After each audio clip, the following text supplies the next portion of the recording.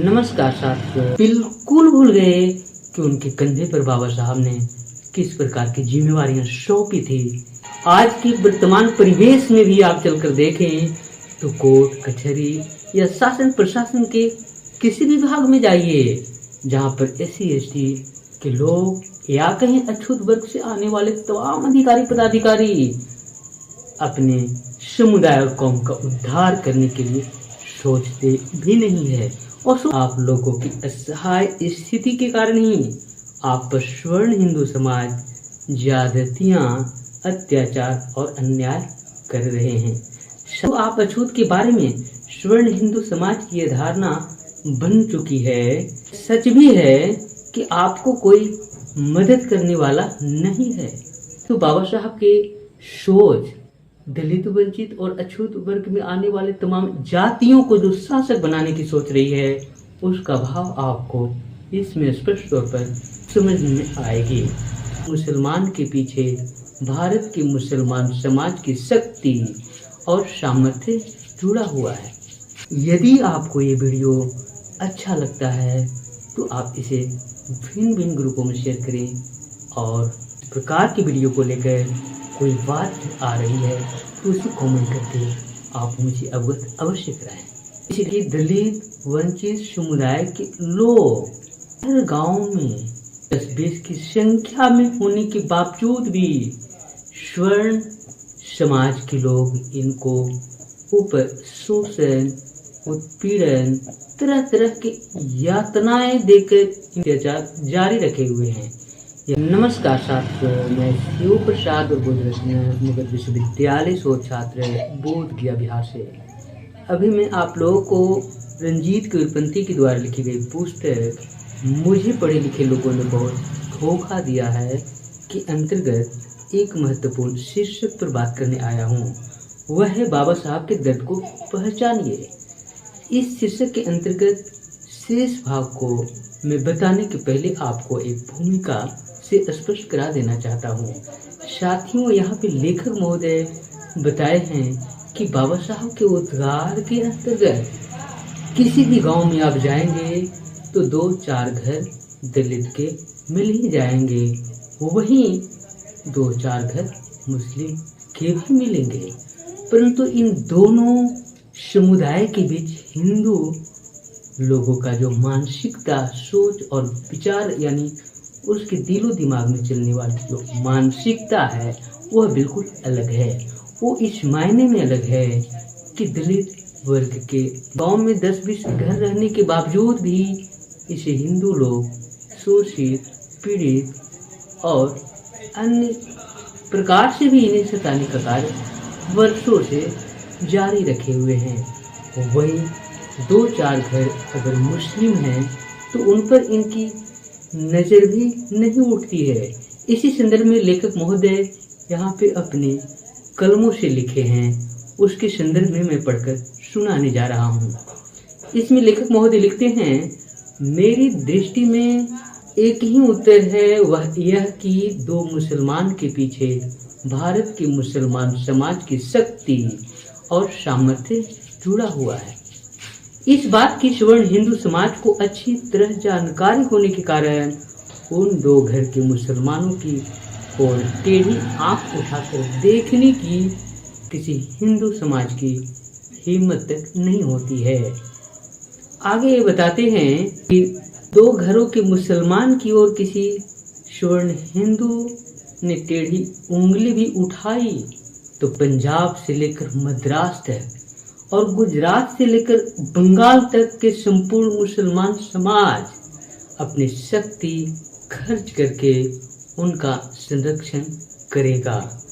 इस प्रकार से यहाँ पे लेखक महोदय स्पष्ट करना चाहते हैं कि दलित, वंचित समुदाय के लोग हर गांव में 10-20 की संख्या में होने के बावजूद भी स्वर्ण समाज के लोग इनको ऊपर शोषण, उत्पीड़न, तरह तरह की यातनाएं देकर अत्याचार जारी रखे हुए हैं।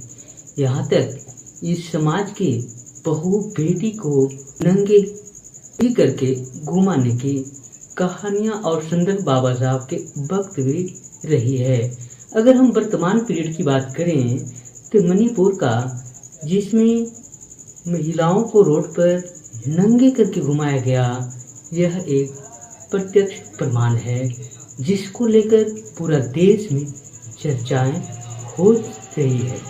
इसकी बात वे बताते हैं कि अगर ये दलित समाज भी अगर आज से एकजुट होने का ठान ले और वे एकजुट होने का एहसास स्वर्ण वर्ग के लोग को करा दें, तो ठीक मुस्लिम के जैसे जिस प्रकार से स्वर्ण समाज के लोग आंखें उठाकर नहीं देखते, उसी प्रकार से दलित, वंचित, शोषित, जिसे अछूत वर्ग के लोग कहते हैं, उनके ऊपर भी स्वर्णों की हिम्मत नहीं होगी आंखें उठाए या किसी भी प्रकार से इनके ऊपर अत्याचार करने की कोशिश करें।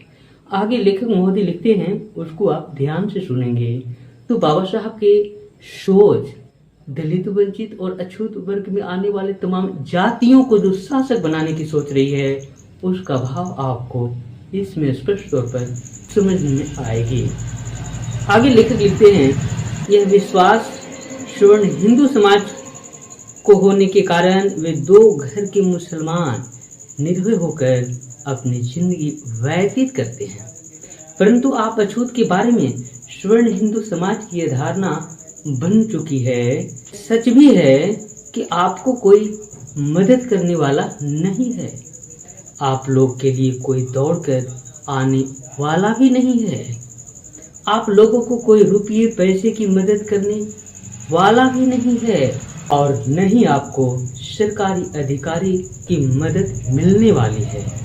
पुलिस, कोर्ट, कचहरी यह सब स्वर्ण हिंदुओं की होने के कारण स्वर्ण हिंदू और अछूतों के संघर्ष में वे जाति की ओर देखते हैं, अपने कर्तव्यों की ओर उनका कोई ख्याल नहीं होता।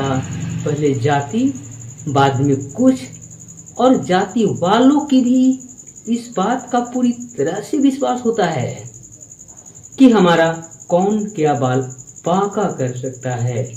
आप लोगों की असहाय स्थिति के कारण ही आप पर स्वर्ण हिंदू समाज ज्यादतियां, अत्याचार और अन्याय कर रहे हैं।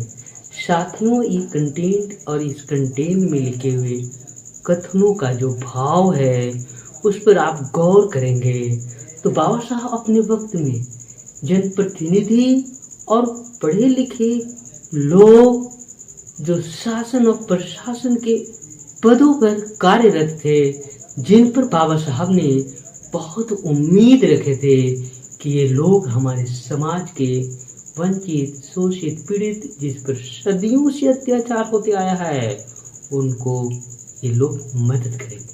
परंतु ये लोग स्वर्ण हिंदुओं के चापलूस, चाटुकार और गुलाम बने रहने के कारण और इनकी मानसिकता गुलामी में जकड़े रहने के कारण आज तक इस समाज का उत्थान नहीं हुआ है।